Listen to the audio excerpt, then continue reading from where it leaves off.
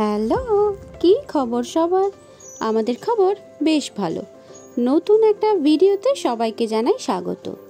আর আজকে আমি তোমাদেরকে আমার সাথে নিয়ে যাব সুইজারল্যান্ডের এক অদ্ভুত সুন্দর ট্রেন সফরে।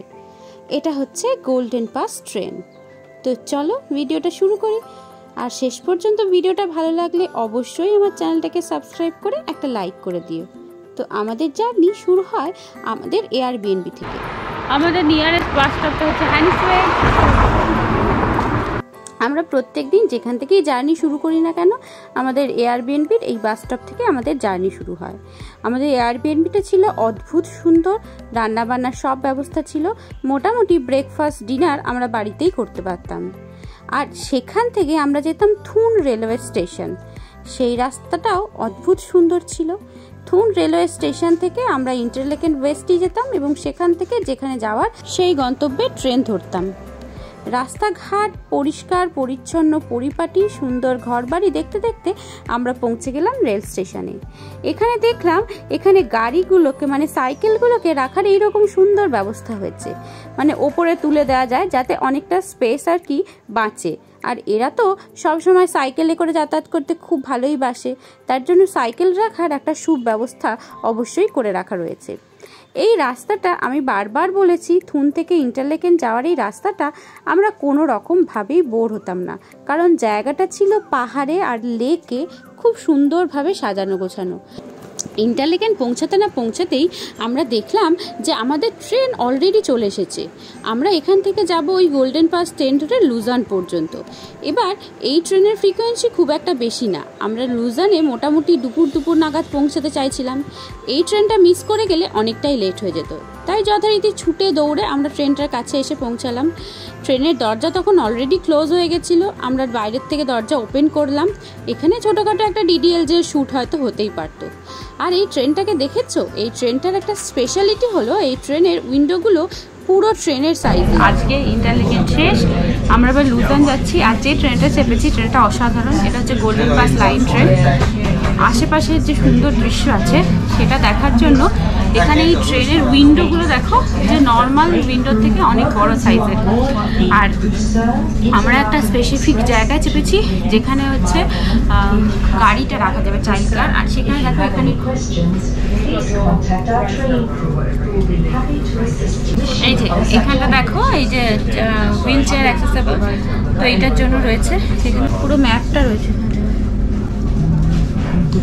হ্যাঁ, এই যে ইন্টারলেকেন থেকে এই ওয়েতে আসবে হচ্ছে লুজার্ন। আর আশেপাশের ভিউটা অসাধারণ হয়, তার জন্য উইন্ডোটা এত বড় সাইজের যাতে ভিতর থেকে এই সুন্দর দৃশ্যটা দেখা যায়। ট্রেনে খুব তাড়াহুড়ো করে উঠেছিলাম, রিসার্চও ছিল না, তাই জানতাম না যে দুদিকে ডান দিকে বাঁ দিকে দুদিকের ভিউয়ের মধ্যে ডান দিকের ভিউটা অনেকটাই বেশি ভালো। তো ডান দিকে যদি কেউ বসে যায় তাহলে কিন্তু বেশ সুবিধা হবে বাইরের ভিউটা দেখার। তার জন্য প্রথমে আমরা যে জায়গায় বসেছিলাম সেই জায়গা থেকে জায়গাটা আমরা একটু চেঞ্জ করে নিই আর বাইরের দৃশ্য দেখতে দেখতে এগিয়ে চলি। এই যে দেখো, দুদিকেই এরকম টারকোয়াইজ কালারের সুন্দর লেক দেখতে পাওয়া যাচ্ছে। ব্রিঞ্জ আর থুন, পুরো ইন্টারলেকেনটাই এই থুন আর ব্রিঞ্জ লেক দিয়ে ঘেরা। তাই ইন্টারলেকেনের আশেপাশে যে জায়গাতেই যাওয়া যাক না কেন এই লেকগুলো দেখতে পাওয়া যায়। যত টাইমটা যাচ্ছিল তত আমরা বুঝতে পারছিলাম যে আমরা কোন জায়গায় আসলে বসতে চাইছি। তো সেই হিসাবে ট্রেনের অনেক সিট ফাঁকা থাকায় আমরা একটা নির্দিষ্ট জায়গায় গিয়ে বসলাম। আর এই হচ্ছে ভিতর থেকে ট্রেনের ভিউটা।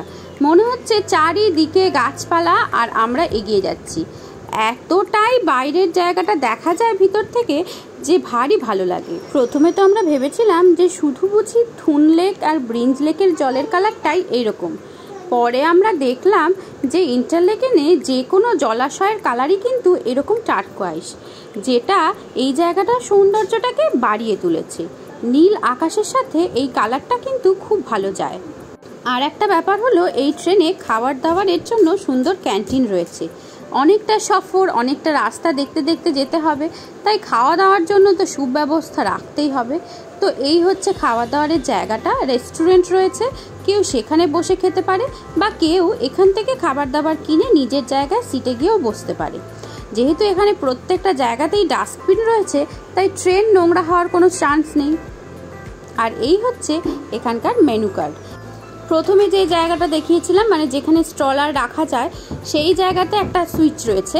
তো সেইটা প্রেস করলে এখান থেকে ওরা যাবে সেই জায়গায় এবং সেখান থেকে খাবার অর্ডার নিয়ে আসবে এবং খাবার সার্ভ করবে, যেহেতু ওখানে হ্যান্ডিক্যাপ্ট মানুষজনও বসতে পারে তার জন্য। তো ট্রেন একটা স্টেশনে এসে দাঁড়াতে আমরা আর একটা সুন্দর ফাঁকা সিট পেয়ে গেলাম এবং সেখানে আমরা বসে পড়লাম। এই স্টেশনটা দেখেছো, একদম লেকের পাশে, কি অপূর্ব দেখতে, মানে ট্রেন থেকে নেমেই এত সুন্দর লেক দেখতে পাওয়া যায়। এই স্টেশনে খানিকটা দাঁড়ানোর পর ট্রেন আবার তার গতিতে চলতে শুরু করলো। তখন রায়ন অনেক ছোট ছিল, ওর একটা ব্যাপার হচ্ছিল যে ও যে কোনো ট্রেনে বাসে যে জায়গাতেই উঠতো খানিকক্ষণের মধ্যেই ঘুমিয়ে পড়তো। হঠাৎ করে দেখলাম পাশ দিয়ে একটা বরফ গলা জলের নদী বয়ে যাচ্ছে। খানিকক্ষণের মধ্যে দেখলাম ট্রেনটা একটা পাহাড়ের ওপরে উঠছে। কি অপূর্ব ব্যাপার, চারিদিকটায় পাহাড়ের ঢালগুলো খুব সুন্দরভাবে বোঝা যাচ্ছে। মাঝে মাঝে এক একটা ঢালের ফাঁকে এক একটা বাড়ি দেখা যাচ্ছে। খুব সুন্দর দেখতে লাগছিল এই দৃশ্যটা। যেখান দিয়ে ট্রেনটা যাচ্ছিল আশেপাশে রাস্তাটা মনে হচ্ছিল না যে আমরা ট্রেনে বসে রয়েছি, মনে হচ্ছে শুধু রাস্তার পাশ দিয়েই এগিয়ে যাচ্ছি। জানলাগুলো এত সুন্দর আর এত বড় রাখার কারণটা আমি এই জায়গাটাতে এসে উপলব্ধি করতে পারলাম। মনেই হচ্ছিল না যে ট্রেনে বসে রয়েছি। পাহাড়ের অনেক উঁচুতে যখন উঠে গেলাম অনেক গাছপালা দেখতে পাচ্ছিলাম আর তার ফাঁক দিয়ে ছোট্ট এক টুকরো গ্রাম দেখতে পাওয়া যাচ্ছিল। কি অপূর্ব দেখতে লাগছিল তা ভাষায় প্রকাশ করা যায় না।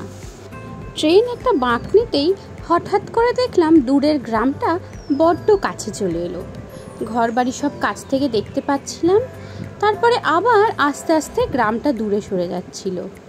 গ্রামের এই সৌন্দর্যটা এত মুগ্ধ করছিল। নীল জল, চার্চ, ছোট্ট চকলেটের মতো বাড়ি সব মিলিয়ে এক অসাধারণ দৃশ্য তৈরি করেছিল। এই দৃশ্য একবার চোখে দেখলে বুঝি সারা জীবন চোখের সব তৃষ্ণা মিটে যায়। কিছু গরুও চড়ে বেড়াচ্ছিল এখানে, যেটা খুব স্বাভাবিক।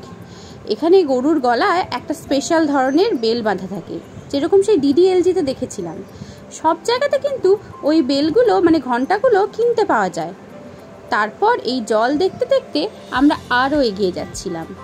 সব জায়গাতেই বুঝি এত সুন্দর জল থাকে।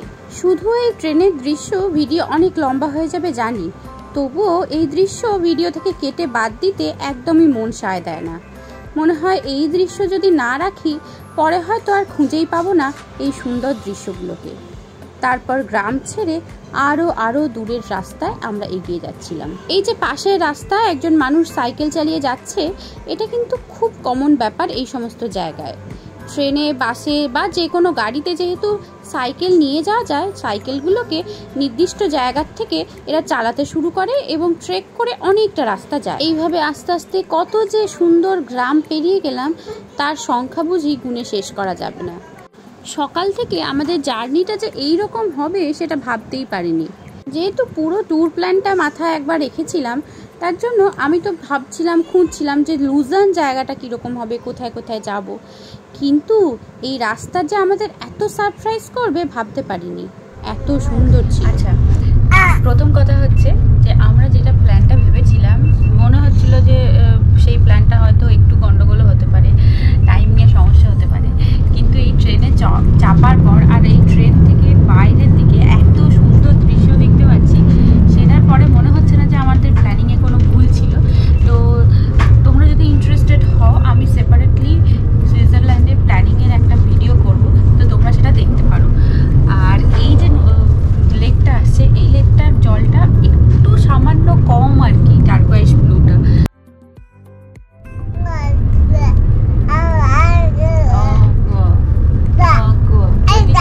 দুদিকে মানে ট্রেনের দুদিকের দৃশ্যটাই আছে।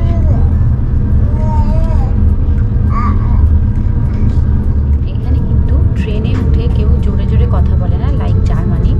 তো সবসময় আমাদেরকে ওই সাইলেন্টটা মেনটেন করে রাখতে হবে। খুব চিৎকার, মানে আমরা সাধারণত খুব চিৎকার চেঁচামেচি করেই কথা বলি, তো সেই জিনিসটা কিন্তু একদমই করা যাবে না।